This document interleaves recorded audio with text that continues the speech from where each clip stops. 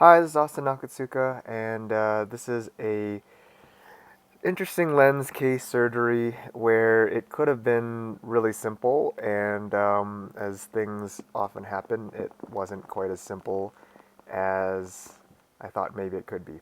Anyway, so this was a patient that had a three-piece lens in the sulcus space. That means behind the iris and above the capsular bag, and it was a CT Lucia lens, CT Lucia 602 three-piece lens, and it was in the sulcus space, and it was causing some signs of UGG syndrome, uveitis-glaucoma-hyphema syndrome, and we thought that it was probably rubbing on the iris in some ways.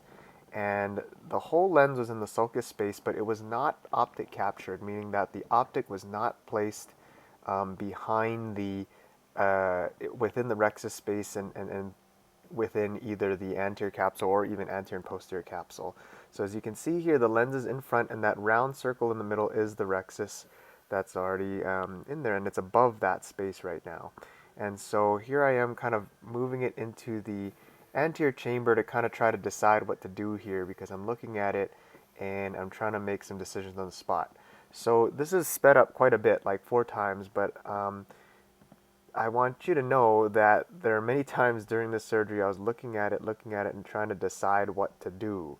And the reason why is because it seems like an easy thing to just pop this optic back behind that Rhexis, but as anyone knows who has done optic capture in a number of different situations, sometimes it can be very difficult, and you can pop open that capsule and make the whole thing unstable.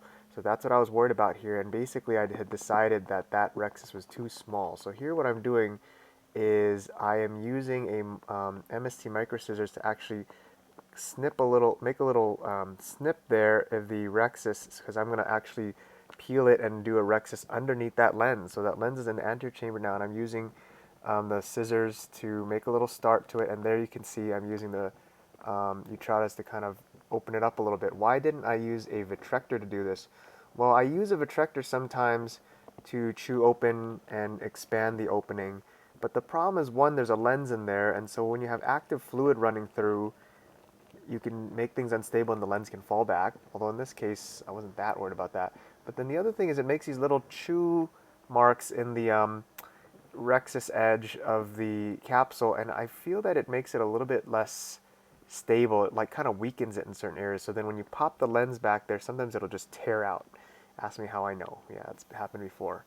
So I chose to go ahead and peel it with the Rhexis forceps, Utradas forceps, but the problem here is I ran into a little area of pigment that was underneath that iris there. You might have seen it for a brief second, and it sort of seemed to have run out a little bit, but I wasn't quite sure, and I kept looking at it, and trying to decide if it ran out there, and I wasn't 100% sure, and it hit that pigment there that's under that iris, and that acted sort of as a area that blocked the Rhexis and kind of went out a little bit. So I was deciding what to do here, and yeah, this is sped up, so it seems like I'm doing this really fast, but actually a lot of this is me just brainstorming what to do. And so I said, okay, I'm going to give it a shot anyway, and I go ahead and I put that lens back into the sulcus space, and then here I am kind of trying to tuck it down in there safely.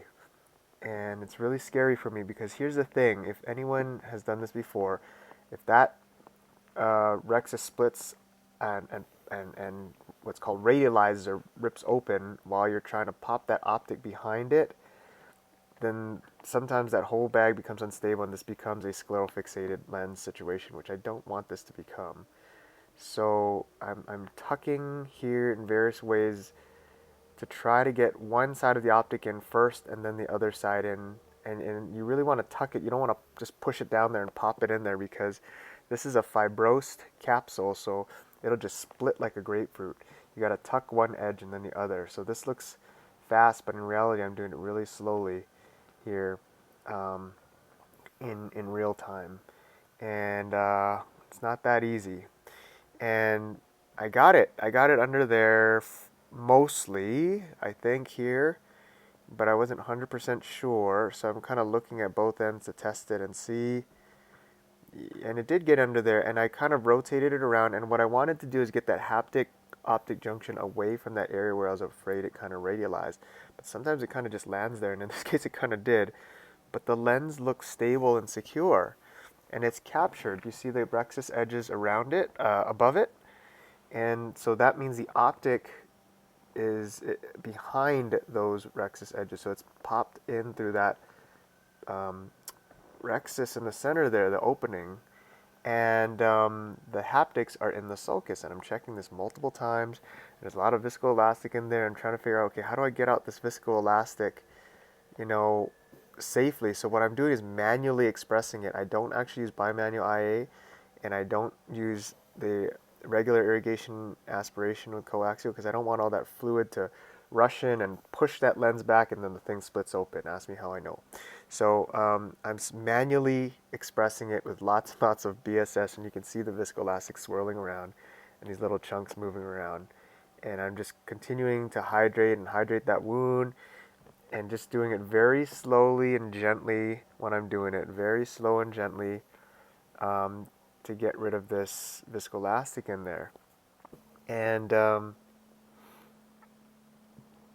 you just kind of got to go slow sometimes and have patience. Again, this is sped up, but in real time, this is taking a long time to do.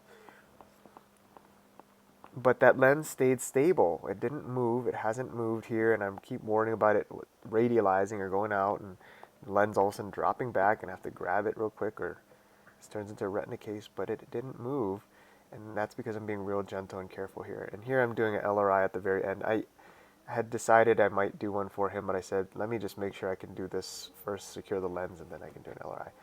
So limbal relaxing incision. So that's how it went, and things went okay. And that is me doing a manual Rhexis in a fibrosed capsule beneath a lens that's already in the eye that I had prolapsed into the anterior chamber. And it worked, and I got that lens in the sulcus, in optic captured with the optic behind the capsule, with the haptics in the sulcus space, and things look good. So thanks for watching my video, and he looked really great post-op day 1. The lens was still stable, and I controlled the pressure with some oral Diamox actually.